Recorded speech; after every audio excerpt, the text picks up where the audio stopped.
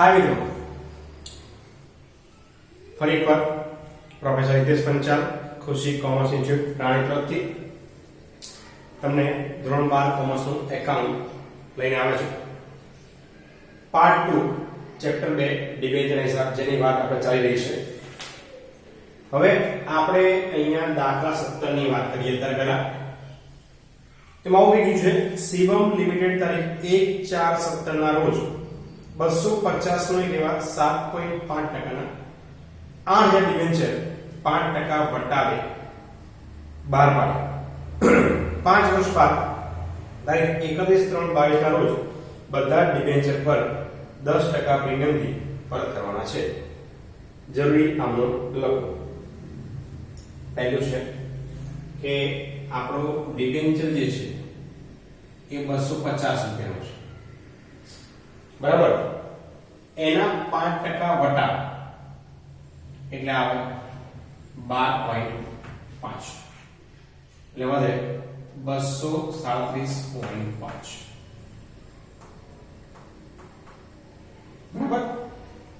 તેનો મતલબ એવો થયો કે જાહેર જનતા પાસેથી આપણે ડિબેન્ચરની કિંમત કેટલી મળશે? 237.5. તો પહેલું તારીખ 1/4/17 આમનું સેમ બધી જગ્યાએ બેંક ખાતે ઉધાર તે ડિબેન્ચર અરજી અને મંજૂરી ખાતે આપણા ડિબેન્ચર 8000 અને કિંમત આવી 237.5 એટલે આવે 19 લાખ રૂપિયા.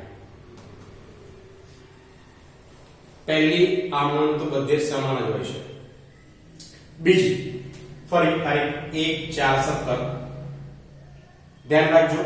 પહેલું આ લખવાનું છે ડિબેન્ચર અરજી અને મંજૂરી ખાતે 8000 ગુણ્યા 237.5 19 લાખ. હવે વટાવ એ કંપની માટે મૂડી નુકસાન છે. નુકસાન હંમેશા ઉધાર થાય. તો લખ્યું આપણે ડિબેન્ચર વટાવ ખાતે ઉધાર 8000 ગુણ્યા 12.5 કેટલા આવે? 1 લાખ. કમ્પ્લીટ. અને પાછા આપતી વખતે પાછા પ્રીમિયમ થી આપવાના છે. ફરી બીજું મૂડી નુકસાન થયું એ પણ શું થાય? ઉધાર થાય. તો આઈ ડિબેન્ચર બહાર પાડતા થયેલ નુકસાન ખાતે ઉધાર 8000 ગુણ્યા 25 એટલે કેટલા આવે? 2 લાખ. બરાબર. હવે આગળ જઈએ. તે ડિબેન્ચર ખાતે 7.5% ડિબેન્ચર ખાતે 237.5 વત્તા વટાવ 12.5 તો કેટલા આવે?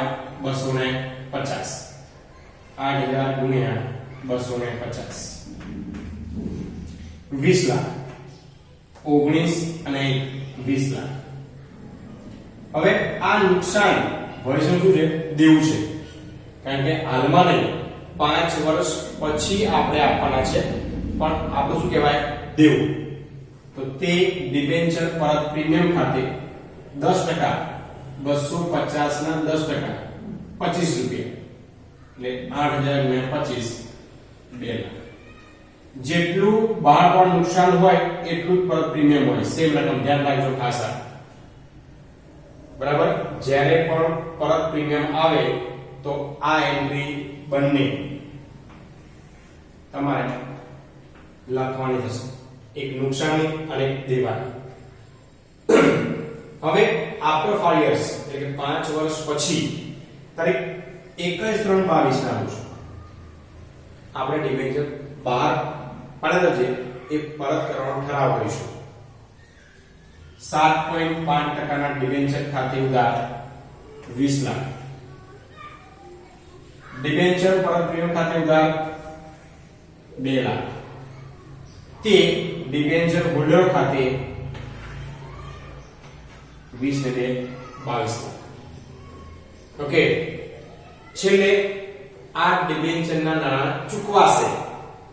કેટલા આવે? 21/3/22 ડિબેન્ચર હોલ્ડર ખાતે ઉધાર તે બેંક ખાતે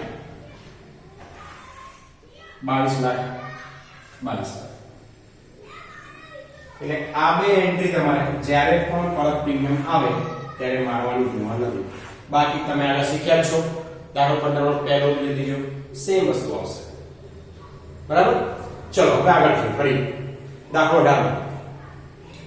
હવે શું કહે છે? સુંદરમ લિમિટેડે 1/7/17 ના રોજ 300 ને કેવા 8% 14,000 ડિબેન્ચર 5% પ્રીમિયમથી બહાર પાડ્યા છે. અને તારીખ 30/6/23 ના રોજ ડિબેન્ચર દીઠ 330 ની કિંમતે બહાર પાડ્યા. હવે આમાં શું હતું? વટાવથી બહાર પાડ્યા અને પ્રીમિયમથી પાછા આપ્યા. અને આગળ શું કેવો હતો? મૂળ કિંમતે બહાર પાડ્યા અને પ્રીમિયમથી પાછા આપ્યા. હવે કેવું છે? પહેલા 300 રૂપિયા આપણે જે મૂળ કિંમત છે એના 5% પ્રીમિયમ કેટલા આવે? 15. એટલે આપણે 315 લેખે બહાર પાડીશું. એટલે કે પ્રીમિયમ થી બહાર પાડ્યા અને 330 લેખે એટલે 300 ની કિંમત દાજે એમાં 30 રૂપિયા એક્સ્ટ્રા રહ્યા. આ આપણું મૂડી નુકસાન કહેવાય અને આ 15 રૂપિયા છે એ મૂડી નફો કહેવાય. ધ્યાન રાખજો. પ્રીમિયમ થી બહાર પાડો છો એ પ્રીમિયમ આપણું મૂડી નફો છે, પણ પ્રીમિયમ થી પાછા આપો છો એ મૂડી નુકસાન છે. બંને ભેગું હોય. હવે ધ્યાન રાખો કરે. ચલો હવે શરૂ કરી પહેલી 1/7/17 બેંક ખાતે ઉધાર તે ડિબેન્ચર અરજી અને મંજૂરી ખાતે 315 ગુણ્યા 14,000 44,10,000 44,10,000. બીજી આ નોંધ દરેક જગ્યાએ સૌથી અગત્યની હોય છે, કારણ કે એના પરથી ત્રીજી જોઈ થઈ હોય છે. બરાબર. એટલે બીજી આવડે તો ત્રીજી અને ચોથી આવડશે. બરાબર. હવે લખ્યું છે ડિબેન્ચર અરજી અને મંજૂરી ખાતે ઉધાર 44,10,000. હવે પાછા કઈ આપવાના છે? પ્રીમિયમ થી. તો એનું નુકસાન અને દેવું બંને બતાવવું પડે. પહેલા નુકસાન, ડિબેન્ચર બહાર પાડતા થયેલ નુકસાન ખાતે ઉધાર 14,000 × 30 4,20,000. તે 8% ના ડિબેન્ચર ખાતે મૂળ કિંમત કેટલી છે? 300. 14,000 × 300 42 લાખ. તે જામીનગીરી પ્રીમિયમ અનામત ખાતે આ શું આવ્યું? મૂડી નફો. બરાબર. કયા? આ 15 રૂપિયા. એટલે 14,000 × 15 2,10,000. એટલે આપણી કિંમત થઈ ગઈ જો 44,10,000. બરાબર. તે ડિબેન્ચર પરત પ્રીમિયમ ખાતે કેટલા એક્સ્ટ્રા? આ 30 રૂપિયા. બરાબર. 14,000 × 30 4,20,000. જેટલું નુકસાન હતું એટલું જ દેવું હતું. રેડી? બરાબર.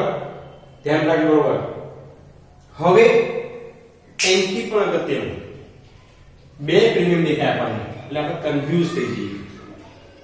પણ એટલે જ અહીંયા તમને લોકોને સગવડ આપી છે. અહીંયા જામીનગીરી પ્રીમિયમ અનામત લખ્યું છે, જેને હાલમાં હવે લેવા દેવા નથી.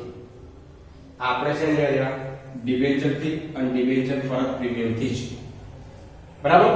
તો હવે આપણે ધ્યાન રાખીશું 30/6/23 8% ના ડિબેન્ચર ખાતે ઉધાર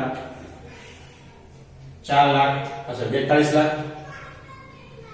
ડિબેન્ચર પર પ્રીમિયમ ખાતે ઉધાર 4,20,000.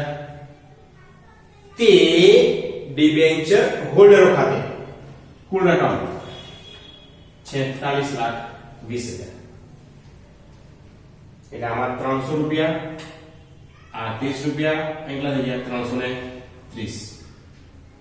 અને છેલ્લે ડિબેન્ચર હોલ્ડરો ખાતે ઉધાર તે બેંક ખાતે 46,20,000 46,20,000. બરાબર. એટલે ધ્યાન જ રાખવાનું છે પાછા કઈ રીતે આપવાના. બરાબર. એટલે જ મેં દાખલા 15 માં તમને મૂળ કિંમતે પાછા કઈ રીતે આપી શકાય એ શીખવાડ્યું. બરાબર. તો આપણે એટલું શીખ્યા. 3 રીતે બહાર પડાય મૂળ કિંમતે, વટાવથી અને પ્રીમિયમથી. બરાબર. પાછા કેટલી આવ્યા? બે રીતે. કઈ રીતે? એક મૂળ કિંમતે દાખલો 15 આખો, જે દરેકમાં ત્રીજી અને ચોથામાં લખી જ આપણે એ પરત કરવાની આમનો લખીશું. પૂછી હોય તો લખવાની. શીખવાડવું અમારી ફરજમાં આવે છે અને તમારે એક્ઝામમાં જે પૂછ્યું એટલું લખવાનું. બીજું પરત પ્રીમિયમ, જે આપણે દાખલો 16મો, 17મો, 18મો શીખ્યા. ઓકે, તો બરોબર ધ્યાનથી તૈયાર કરજો અને વધુ આપણે આગલા વિડીયો જોઈશું. Okay, good day, by.